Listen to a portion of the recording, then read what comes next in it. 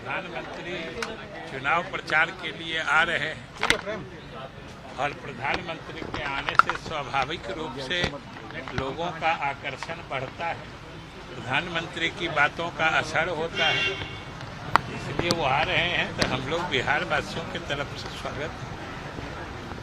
Sir, BJP सांसद ने कहा है कि मतदान के दिन मुस्लिम महिला कुर्ते का गलत इस्तेमाल करती है। नहीं, उन्होंने जो कहा होगा, उनको कुछ जानकारी होगी, उस आधार पर कहा होगा। ये तो कोई सामान्य चर्चा का विषय है नहीं, उनको पता होगा कहीं इस तरह का उदाहरण होगा। और वैसे भी कोई बोले बोगस मतदान, फर्जी मतदान, चाहे जिस रूप में, बुर्का पहन के हो, बुर्का उतार के हो, ये तो गलत बात है, ये नहीं होना चाहिए। ये स्वाभाविक कि कोई फर्जी मतदान दूसरे के नाम पे दूसरा मतदान करे, ये किसी भी हाल में नहीं होना चाहिए। सर, तेजस्वी ने बयान दिया है कि बीजेपी के लोग बिहार आते हैं और नफरत फैलाने का काम करते हैं। अफवाह का कोई अफवाह तो आई नहीं है। क्या अफवाह है? अफवाह तो हम देख रहे हैं कि विपक्षी दलों की तरफ से है कि कोई कहता है कि संविधान बदल देगा, कोई कहता है आरक्षण खत्म कर देगा। अब समझिए, बिहार वासी इतने नादान तो नहीं है कि वो समझ जाएंगे कि कोई पार्टी या कोई नेता इस देश का संविधान बदल देगा या आरक्षण खत्म कर देगा।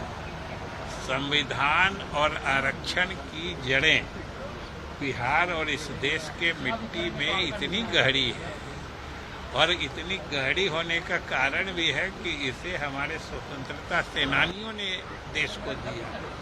वो कोई नेता या कोई पार्टी या सब पार्टी मिल के भी नहीं उसको हटा सकता है। इसलिए अफवाह तो ये सब बात है कि संविधान बदल जाएगा, आरक्षण खत्म हो जाएगा। और प्रधानमंत्री जी ने तो जो इस देश का मान सम्मान बढ़ाया है, और मुख्यमंत्री ने जो बिहार की सूरत बदली है, बिहार में विकास का काम किया है, इन्हीं दोनों बातों को कहते हैं। और स्वाभाविक रूप से चुनाव का मुद्दा भी तो विकास होता है। आखिर चुनाव राजनीति क्यों होती है? चुनाव और राजनीति होती है सरकार बनाने के लिए, और सरकार का क्या काम होता है? विकास करना, जनता के हित में फैसले लेना। और उन दोनों चीज़ों पर, विकास करने में और जनता के हित में फैसले लेने में, जो प्रधानमंत्री ने किया है या हमारे मुख्यमंत्री ने किया है, उसकी कोई शानी नहीं है। और इसका तो अनुकरण दूसरे देश और दूसरे प्रदेश के लोग कर रहे हैं। इसलिए पूरे बिहार के मतदाताओं का रुख एनडीए के पक्ष में।